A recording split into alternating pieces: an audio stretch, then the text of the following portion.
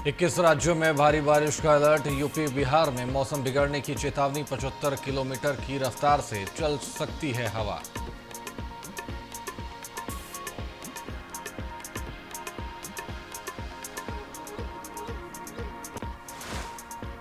दिल्ली के टिकरी कला में सीएनजी पंप पर गैस भरवा रहे ट्रक में धमाका, 3 की मौत, कई घायल। राजस्थान विधानसभा में आज से शुरू होगा मानसून सत्र। सरकार ने की यूसीसी बिल पेश करने की तैयारी।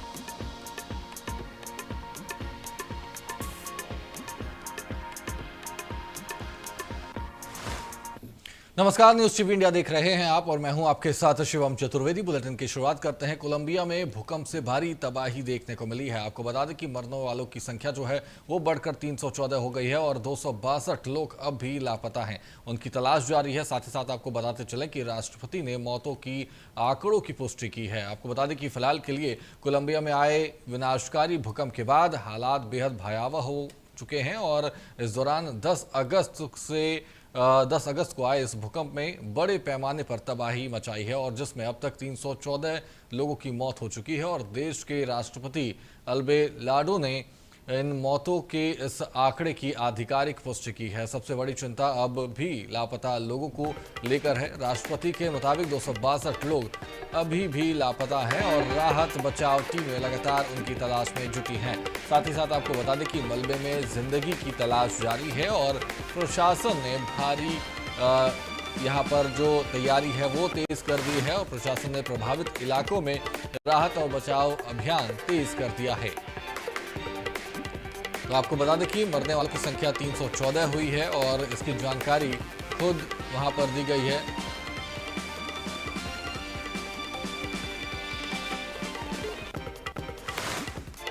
वहीं इसी बीच बड़ी खबर सामने आ रही है जहां पर जापान के रक्षा मंत्री शिंजो कोइजुमी भारत दौरे पर और आज नई दिल्ली में रक्षा मंत्री राजनाथ सिंह से करेंगे द्विपक्षीय बैठक और भारत जापान की रक्षा रणनीतिक सहयोग पर होगी चर्चा। साथ ही साथ आपको बता दें कि मेक इन इंडिया के तहत सैन्य तकनीक हस्तांतरण पर होगा मंथन।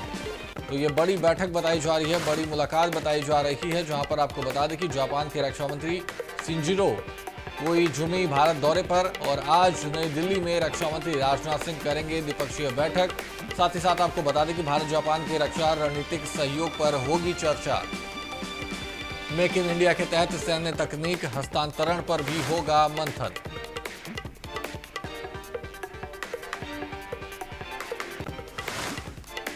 वहीं राजस्थान विधानसभा में आज से शुरू होगा मानसून सत्र। आपको बता दें कि मानसून सत्र से पहले सीएम भजन लाल ने की है कैबिनेट बैठक और सरकार ने की यूसीसी बिल पेश करने की तैयारी।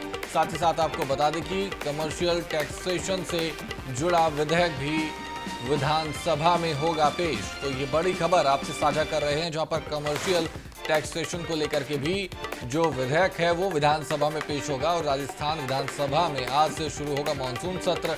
मानसून सत्र से पहले सीएम भजन लाल ने की है कैबिनेट की बैठक और सरकार ने यूसीसी बिल पेश करने की तैयारी जो है वो पूरी कर ली है। साथ ही साथ आपको बता दें कमर्शियल टैक्सेशन से जुड़े विधेयक पर भी विधानसभा में होगा चर्चा।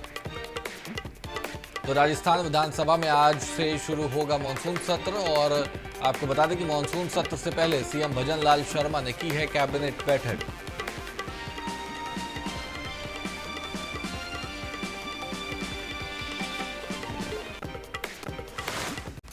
वहीं खबरों में आगे बढ़ते हैं। भारत सिंगापुर की आज होगी मंत्री स्तरीय गोलमेज बैठक। आपको बता दें कि विदेश मंत्री एस जयशंकर बैठक में होंगे शामिल। वहीं केंद्रीय मंत्री पीयूष गोयल, निर्मला सीतारमण, अश्विनी वैष्णव भी शामिल होंगे। आपको बता दें कि बैठक में भारतीय कारोबारियों का प्रतिनिधिमंडल भी शामिल होगा। साथ ही साथ टेक्नोलॉजी, एआई और विनिर्माण समेत कई क्षेत्रों के प्रतिनिधि होंगे शामिल। तो आपको बता दें कि इस दौरान कई क्षेत्रों पर भी खासा चर्चा होती हुई नजर आएगी। भारत सिंगापुर की आज होगी मंत्री स्तरीय गोलमेज बैठक और विदेश मंत्री एस जयशंकर बैठक में होंगे शामिल। साथ ही साथ आपको बताते चले कि केंद्रीय मंत्री पीयूष गोयल, निर्मला सीतारमण, अश्विनी वैष्णव भी इस बैठक में शामिल होंगे। वहीं बैठक में भारतीय कारोबारियों का प्रतिनिधिमंडल भी होगा शामिल।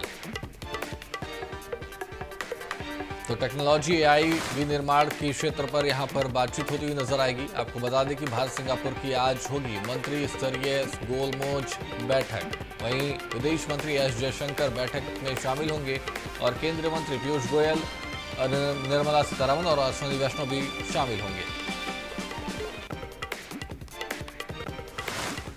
वहीं इसी बीच बड़ी खबर सामने आ रही है, जहां पर 21 राज्यों में भारी बारिश का अलर्ट जारी कर दिया गया है। आपको बता दें कि यूपी बिहार में मौसम बिगड़ने की चेतावनी जारी कर दी गई है। 75 किलोमीटर की रफ्तार से चल सकती है हवा और आंधी बारिश को लेकर के आईएमडी का ये अलर्ट देखने को मिला है। आपको बता दें कि लोगों से सतर्क रहने की भी अपील की गई है। आपको बता दें कि देश के कई राज्यों में मौसम का मिजाज बिगड़ने वाला है। आईएमडी ने 20 अगस्त के लिए 21 राज्यों में भारी बारिश का और आंधी का अलर्ट जारी किया है। उत्तर प्रदेश, बिहार समेत कई राज्यों में तेज बारिश की संभावना है। कुछ इलाकों में हवा की रफ्तार कम 75 किलोमीटर प्रति घंटे तक पहुंच सकती है। वहीं लोगों को खराब मौसम के दौरान सावधानी बरतने और प्रशासन की ओर से जारी एडवाइजरी का पालन करने की अपील की गई है।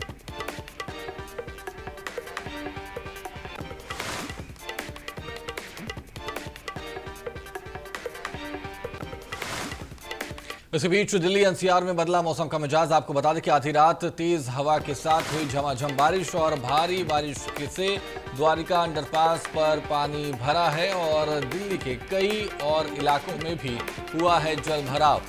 तो आपको बता दें कि दिल्ली एनसीआर में भी आधी रात मौसम ने अचानक करवट ली है। तेज हवाओं के साथ कई इलाकों में झमाझम बारिश हुई और बारिश के चलते द्वारिका अंडरपास में पानी भर गया, जिससे लोगों को परेशानी का सामना करना पड़ा। दिल्ली के कई इलाकों में आपको बता दें कि कई दूसरे इलाकों में भी जल भराव की स्थिति देखने को मिली है। मौसम विभाग ने दिल्ली एनसीआर समेत कई राज्यों में बारिश और तेज हवाओं का अलर्ट जारी किया है। तो दिल्ली एनसीआर में बदला है मौसम का मिजाज और आपको बता दें कि आधी रात में तेज हवा के साथ झमाझम बारिश हुई है और भारी बारिश से द्वारिका अंडरपास पर पानी वहां पर भरा हुआ है। दिल्ली के कई और इलाकों में भी जलभराव की स्थिति बनी हुई है।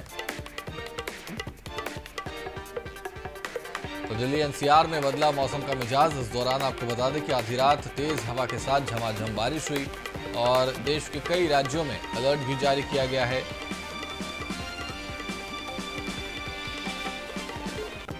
दिल्ली के कई इलाकों में आपको बता दें कि जल भराव की स्थिति जो है वो बनी हुई है। दिल्ली एनसीआर में बदला है मौसम का मिजाज और इस दौरान आधी रात को तेज बारिश भी हुई है।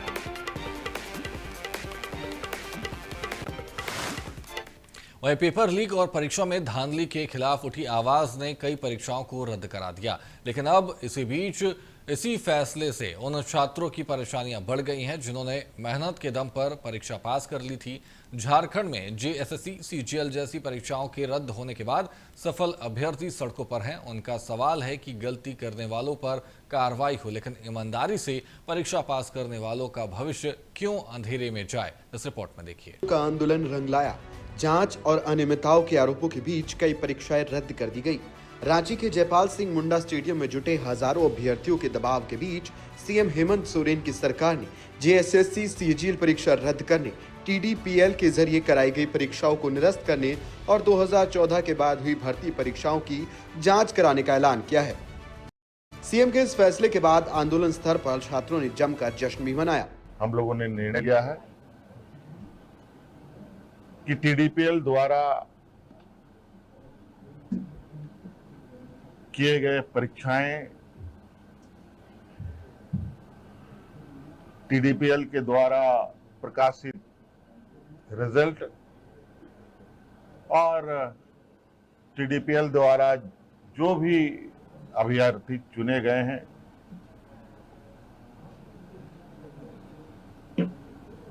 या शामिल हुए या टीडीपीएल के जितनी भी गतिविधियां यहाँ हुई हैं उन सभी को कैंसिल किया जाता है, रद्द किया जाता है। लेकिन अब एक नया विवाद खड़ा हो गया है।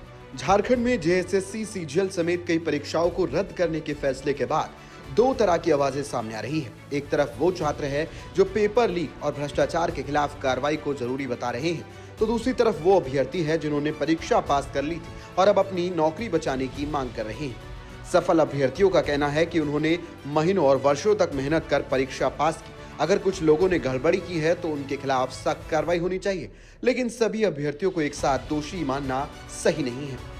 देखिए, हमारे स्लोगन से पता चल रहा होगा, न्याय दो या फांसी दो। सरकार की जो अचानक घोषणा आई, जिसकी जरा सा भी उम्मीद नहीं थी कि सरकार हमारे साथ ऐसा करेगी, क्योंकि 6 बजे तक सभी लोग इसी सचिवालय में कार्यरत थे और 2 घंटे बाद हमारे खिलाफ इस तरह का घोषणा होता है कि आपकी परीक्षा रद्द कर दी जाती है और एक तरह से हम बेरोजगार हो जाते हैं। ये बहुत बुरा हुआ है। हम लोग ये सोचे नहीं थे, क्योंकि ये बहुत लंबा संघर्ष रहा है। हम लोग सबसे पहले तो एग्जाम दिए, उसके बाद स्टे लगा दिया गया, फिर कोर्ट में ये केस गया, कोर्ट के बाद हमारी ज्वाइनिंग हुई है। उसके बाद भी हम पे हमेशा आरोप लगता है कि आप पैसा दे के आए हैं, पैसा दे के आए हैं। एक तो हमारे लिए ये भी बहुत अभाग्यपूर्ण बात है ये कि मतलब ये कलंक हमेशा लगा रहा है कि आप पैसा दे के आई हैं, बाद में अब हमें यहाँ बैठा दिया गया। हमारा भी तो पक्ष सुनना चाहिए ना। आप एक भीड़ आया, आप भीड़ की बात सुन लिए, आप कह रहे हैं कि हम दबाव में हैं या कोई भी चीज है। हम सभी यहाँ जांच के लिए तैयार हैं, सारे कैंडिडेट जांच के लिए तैयार है। आप OMR का जांच कर लीजिए, हमारे बैंक अकाउंट चेक कर लीजिए, फैमिली रिलेटिव जो चेक करना है आप चेक कीजिए, पर आप मतलब एक ये नहीं निकाल सकते हैं कि कल से अधियाचना वापस ले ली जाएगी। कल तक हम वहीं बैठ रहे थे, आज हमें रोड पे बैठना पड़ रहा है, तो ये कहाँ तक ये न्याय संगत है। CGL परीक्षा को मैं बताना चाहूंगी TDPL ने नहीं लिया है।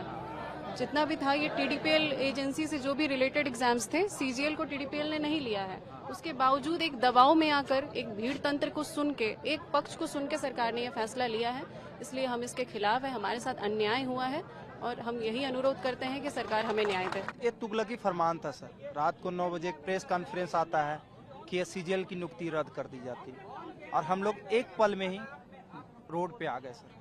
सरकार को एक बार सोचना चाहिए था। एक भीड़ जब भी आए और दबाव बनाए तो ये कम से कम विवेक का यूज करना चाहिए था। हम लोग पहले हाई कोर्ट में केस जीते, उसके बाद सुप्रीम कोर्ट का ठप्पा लगा, तब ज्वाइन किए हैं सर।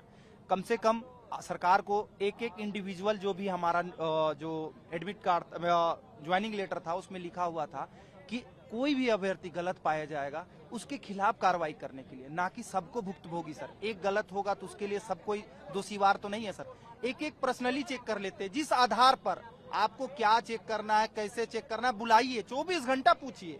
आपको अगर मेंटली टॉर्चर भी करना है तो कीजिए, 24 घंटा जो मेरे से निकलेगा आप निकालिए। हम गलत होते हैं, फांसी दे दीजिए, मेरे से एफिडेविट कराइएगा। अगर गलत हम निकलेंगे तो हमको फांसी की सजा दे दिया जाए। लेकिन ऐसे आप करके मेरा ही नहीं गया सर, हमारे पूरे परिवार इसमें पिस गया सर। एक घर में नौकरी होता है तो सबका एक ख्वाहिश होता है, घर का खाने का जुगाड़ होता है सर, दवाई का जुगाड़ होता है सर। लेकिन ऐसे करके एक पल में हम लोग को रोड में ला दिया सर। वे पेपर लीक के खिलाफ आंदोलन करने वाले छात्रों का तर्क है कि परीक्षा प्रणाली में भरोसा बनाए रखने के लिए सख्त कदम जरूरी है।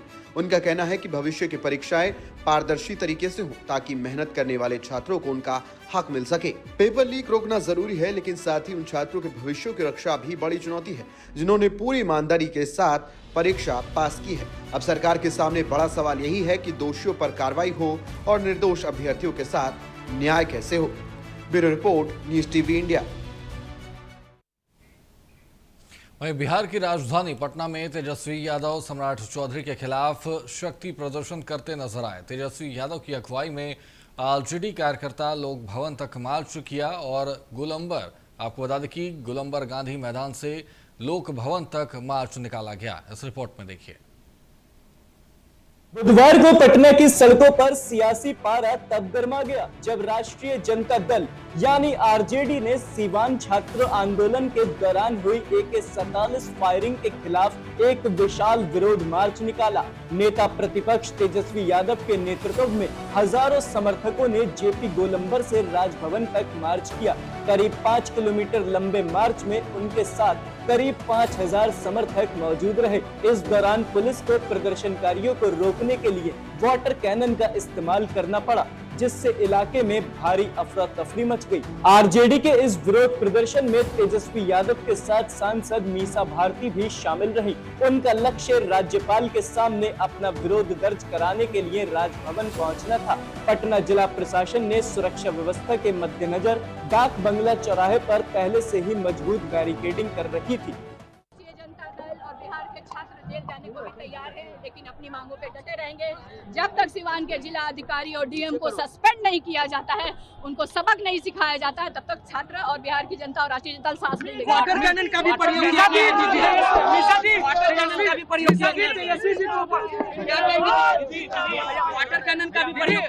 ये तो बहुत छोटी बात है। क्या पता अगले आप कुछ दिन में देखें कि यहाँ पे बंदूकों का भी इस्तेमाल ये बिहार सरकार न करा दे। तेजस्वी यादव समर्थकों के साथ डाक बंगला पर लगाए बैरिकेडिंग को तोड़कर आगे निकल गए। इनकम टैक्स चौराहे पर तेजस्वी और उनके समर्थकों पर वाटर कैनन का इस्तेमाल किया गया। उसके बाद नेता प्रतिपक्ष को हिरासत में ले लिया गया। तेजस्वी ने कहा कि मैं जेल से डरने वाला नहीं हूँ। हमारे भगवान श्री कृष्ण का जन्म जेल में ही हुआ था। जो सत्ता में आया है उसका जाना तय है। लोगों का मार्च रात तक का था, लेकिन इनकम टैक्स पे ही रोक दिया गया। इस जुर्म लोग आगे लड़ाई लड़ते रहेंगे। जेल भेजने से हम लोग डरने वाले लोग नहीं हैं। हमारे भगवान श्री कृष्ण का ही जन्म जो है जेल में हुआ था, और छात्रों के हक और अधिकार के लिए, बेरोजगारी मिटाने के लिए, पेपर लीक रोकने के लिए, पारदर्शिता परीक्षा के लिए, इन सब सारी चीजों के लिए, अच्छी शिक्षा व्यवस्था के लिए, अच्छी स्वास्थ्य व्यवस्था के लिए, बिहार को आगे बढ़ाने के लिए, बिहार के भविष्य को बेहतर करने के लिए हम लोग हमेशा आवाज उठाते हैं, लड़ाई लड़ते हैं। छात्रों पर AK-47 से फायरिंग की टाइमलाइन। 25 जुलाई को प्रदर्शन कर रहे छात्रों पर जवान ने AK-47 से फायरिंग की। एक दूसरा जवान सर्विस रिवॉल्वर से भी फायरिंग करता दिखा। प्रदर्शन में शामिल 3 युवकों को बुलेट लगी। सभी को अस्पताल पहुंचाया गया। 26 जुलाई को तेजस्वी ने घायलों से मुलाकात की। 27 जुलाई को AK-47 चलाने वाला जवान सस्पेंड। सुप्रीम कोर्ट में सुनवाई हुई। कोर्ट ने सरकार से जवाब मांगा। 11 अगस्त को सरकार ने सुप्रीम कोर्ट में हलफनामा दाखिल किया। 17 अगस्त को डीएम विवेक रंजन मैत्रे को हटाया गया। 18 अगस्त को सरकार ने सुप्रीम कोर्ट में जवाब पेश किया। सरकार ने माना कि AK-47 से 4 राउंड फायरिंग हुई। सरकार ने बताया कि छात्रों को AK-47 से गोली नहीं लगी। 18 अगस्त को एसपी पूरन कुमार झा का ट्रांसफर। तो छात्र आंदोलन के जरिए तेजस्वी यादव सरकार को चुनौती दे रहे हैं। हालांकि जब कल छात्रों का प्रदर्शन गर्दनी बाग में शुरू हुआ था, तब सरकार ने उनकी एक मांग मानते हुए TRE-4 के लिए 32,388 पदों पर वैकेंसी वाला विज्ञापन जारी कर दिया। लेकिन अब देखना होगा कि विपक्ष की चुनौती का सरकार कैसे सामना करेगी। फिलहाल मिलते हैं एक छोटे से ब्रेक के बाद। आप बने रहिए न्यूज़ टीवी इंडिया के साथ।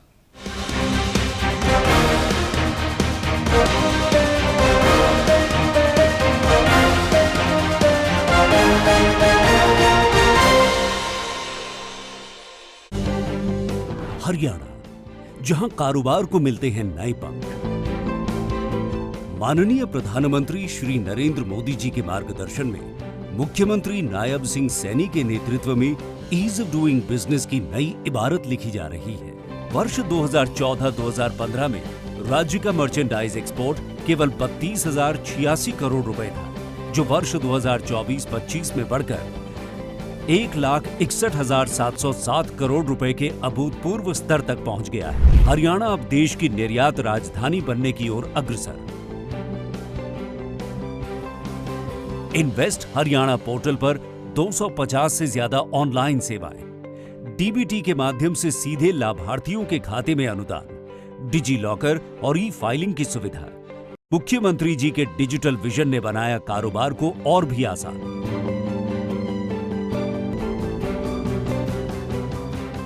164 दंडात्मक प्रावधानों को अपराध की श्रेणी से बाहर करना, 7 दिनों में पानी का कनेक्शन, 15 दिनों में बॉयलर निर्माता का रजिस्ट्रेशन। मुख्यमंत्री जी के नेतृत्व में हरियाणा ने बनाया बिजनेस फ्रेंडली इकोसिस्टम। ये सफर अभी थमा नहीं है।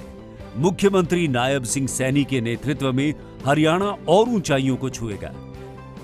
Haryana, ease of doing business से कारोबार को नए पंख। लोग बोलते हैं आयुर्वेद में बड़ी बड़ी बीमारियों का इलाज संभव नहीं है। मैं आपसे बोलता हूं, अगर आप पंचकर्मा कराते हो, नेचुरोपैथी की मदद लेते हो, डाइट ठीक करते हो, योगा करते हो, आप बॉडी को डिटॉक्स करते हो, तो बड़ी बड़ी बीमारियों को हरा सकते हो। ये मेरी लाइफ का सबसे बेस्ट पल है। आईवीएफ से मुझे मिला खुद का बच्चा पाने का बेस्ट मौका।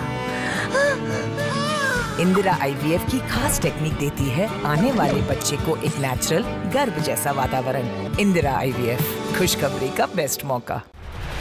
प्रधानमंत्री श्री नरेंद्र मोदी जी के विकसित भारत के संकल्प और मुख्यमंत्री श्री नायब सिंह जी के दूरदर्शी नेतृत्व में हरियाणा ने भर्ती व्यवस्था को पारदर्शी, निष्पक्ष और मेरिट आधारित रूप दिया है। नायब सिंह जी के नेतृत्व में हरियाणा सरकार यहाँ के नौजवान हो, किसान हो, बहनें बेटियां हो, सबके लिए बेहतरीन काम कर रही है। बिना खर्ची पर्ची के नौकरी देने का जो रास्ता हरियाणा सरकार ने दिखाया है वो इतना आसान नहीं था। आज हरियाणा में सरकारी नौकरी का केवल एक ही आधार है, मेहनत, प्रतिभा और मेरिट। अब तक लगभग 1,83,000 योग्य युवाओं को सरकारी सेवाओं में नियुक्ति मिल चुकी है। हर नियुक्ति इस बात का प्रमाण है कि हरियाणा में प्रतिभा का सम्मान हो रहा है और युवाओं के सपनों को नई उड़ान मिल रही है। वर्तमान सरकार के तीसरे कार्यकाल में यानी अक्टूबर 2024 से अब तक लगभग 42,500 युवाओं को सरकारी नौकरी मिल चुकी है। गरीब परिवार का बच्चा भी आज हरियाणा सरकार के अंदर बिना पर्ची, बिना खर्ची के आज नौकरी लग रहा है। सरकार 3,000 से अधिक रोजगार मेलों का आयोजन कर चुकी है, जिनके माध्यम से लगभग 1,20,000 युवाओं को रोजगार के अवसर और सहयोग प्राप्त हुए हैं। हरियाणा सरकार, उम्मीदों पर खरी सरकार। सुनो,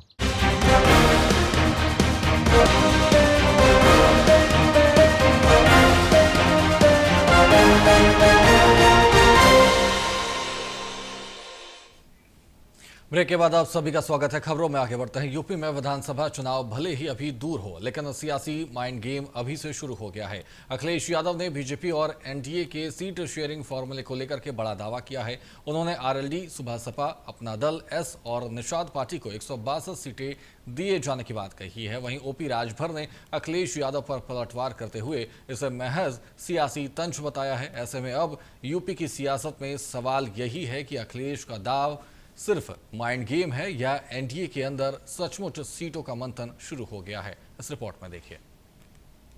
उत्तर प्रदेश में विधानसभा चुनाव से पहले माइंड गेम की शुरुआत हो चुकी है। विरोधियों को किस तरह से विधानसभा के इस रण में पटकनी दी जाए, उसकी रणनीति भी तेज हो चुकी है, जिसकी एक तस्वीर एक बार फिर से देखने को मिल रही है। पहले जहां यूपी में मुख्य विपक्षी पार्टी समाजवादी पार्टी पीडीए के जरिए सत्ता में बैठी योगी सरकार को चुनौती दे रही थी, वहीं अब अखिलेश यादव ने एक्स पर एक ऐसा ट्वीट किया है जिससे एनडीए गठबंधन में हलचल तेज हो गई है। यूपी की सियासत में अखिलेश के ट्वीट ने एक अलग ही बहस छेड़ दी है। अखिलेश यादव ने अपने एक्स पोस्ट में सूत्रों के हवाले से बड़ा दावा किया। उन्होंने सोशल मीडिया एक्स पर किए लॉन्ग पोस्ट में कहा है कि भाजपा अपनी हार सामने देखकर और पीडीए के दबाव में सीटों के बंटवारे को लेकर रणनीति बदल रही है। भाजपा ने अपने सहयोगी दलों को इधर उधर छटकने से बचाने के लिए कुछ चुनावी विशेषज्ञों की सलाह ली है। अखिलेश का माइंड गेम। यूपी चुनाव से पहले अखिलेश यादव का बीजेपी पर बड़ा हमला। अखिलेश ने बताया एनडीए का सीट शेयरिंग फॉर्मूला। एनडीए में 162 सीटें बांटे जाने का किया दावा। आरएलडी 73, सुभाषपा 39, अपना दल एस 19, निषाद पार्टी 31। अखिलेश यादव ने बड़ा दावा करते हुए लिखा कि भाजपा अपने सहयोगी जयंत चौधरी के राष्ट्रीय लोकदल को यूपी चुनाव 2027 में 73 सीटें देने जा रही है। वहीं ओम प्रकाश राजभर की सुहेल देव भारतीय समाज पार्टी को 39 सीटें मिल सकती हैं। सपा अध्यक्ष ने दावा किया कि डॉक्टर संजय निषाद की निषाद पार्टी 31 सीटों पर चुनाव लड़ सकती है। वहीं अपना दल एस को 19 सीटें मिल सकती है। देखिए, सपा प्रमुख की भाषा शैली खराब होती आ रही है जैसे जैसे चुनाव करीब आ रहा है, क्योंकि उन्होंने जनता के लिए कोई काम तो किया नहीं है। 5 साल तक शेल में थे। अब 5 साल बाद जब ये शेल से बाहर निकले हैं तो इनको लग रहा है कि अब क्या होगा। भाई, अगर आप निरंतर जनता की सेवा नहीं करेंगे तो जनता का तो जवाब देना पड़ेगा ना आपको। जनता तो जवाब मांगती है। अब ऐसी स्थिति में समाजवादी पार्टी के जो नेता हैं अखिलेश यादव जी, उनको लग रहा है कि शायद दूसरों के गठबंधन में टिप्पणी करके वो कुछ वोट बैंक की राजनीति कर पाए। परंतु सच्चाई ये है कि हमारे भी सूत्र हैं जिन्होंने बताया है कि समाजवादी पार्टी 200 सीटें ऑफर कर चुकी है कांग्रेस को और 200 सीटें देने जा रही है कि गठबंधन कर लें। क्योंकि हमने देखा था ना, जब राहुल गांधी जी प्रधानमंत्री कार्यालय की तरफ बढ़ गए थे तो अखिलेश यादव जी कैसे सरेंडर मोड में राहुल गांधी जी के पीछे पीछे चल दिए थे। वहीं सुभाषपा प्रमुख ओपी राजभर ने भी अखिलेश पर अपने ही अंदाज में तंज कसते हुए एक्स पर पोस्ट करते हुए लिखा कि अपना इंडी अलायंस तो चल नहीं पा रहा है और दूसरों की सीट बांट रहे हैं। गजब मस्खरे हैं महाराज आप, हमें कितनी सीटें मिलेंगी वो हम बीजेपी से बात करके तय कर लेंगे, इसकी चिंता आपको थोड़ी ना करनी है। एनडीए का 2022 सीट शेयरिंग। बीजेपी ने 403 सीटों में से 370 सीटों पर लड़ा था चुनाव। अपना दल एस को दी गई थी 17 सीटें। डॉक्टर संजय निषाद की पार्टी को मिली थी 16 सीटें। 2022 के चुनाव परिणाम। एनडीए गठबंधन ने 273 सीटों पर की थी जीत हासिल। बीजेपी ने 255 सीटों पर जीत की थी हासिल। अपना दल एस ने जीती थी 12 सीटें। निषाद पार्टी का 6 सीटों पर दिखा था दम। 2022 में यूपी विधानसभा चुनाव में बीजेपी लहर के आगे इंडिया गठबंधन कहीं नहीं टिका, जिसका परिणाम ये रहा कि बीजेपी पूर्ण बहुमत से यूपी में दोबारा सत्ता में आई और धीरे धीरे यूपी की राजनीति में काफी बदलाव देखने को मिला। जो पार्टियां कभी सपा के साथ दिखती थी वही पार्टियां बीजेपी के साथ जा मिली, चाहे वो सुभाषपा हो या फिर आरएलडी क्यों ना हो। लगातार चुनाव हार रहे और जनता से दुत्कारे हुए अखिलेश यादव इन दिनों भाजपा फोबिया से ग्रस्त है। उनको डर लग रहा है कि आने वाले चुनाव में भी जनता उनको स्वीकार नहीं करेगी, इसलिए ये अनाप शनाप बातें कर रहे हैं, इस तरह के बयान दे रहे हैं। वो अपनी पार्टी की चिंता कम कर रहे हैं, एनडीए की और भारतीय जनता पार्टी की चिंता ज़्यादा कर रहे हैं। उनको अपना पता नहीं है कि उनका कल क्या होगा, उनको बाहर की चिंता है। उनको जनता के बीच जाने का समय नहीं है। केवल ट्विटर और सोशल मीडिया पर बेहूदी बयानबाजी, उल्टी सीधी बेसिर पैर की बयानबाजी करने का उनको वक्त है और केवल वो सोशल मीडिया तक सीमित हैं। कुल मिलाकर यूपी विधानसभा का चुनाव अभी दूर है, लेकिन सियासी बयानबाजी काफी तेज है। अब देखने वाली बात यह होगी कि आखिर यूपी के अंदर चल रही सियासी बयानबाजी का असर कितना होगा। फिलहाल इस बुलेटिन में इतना ही। आप बने रहिए न्यूज़ टीवी इंडिया के साथ। नमस्कार।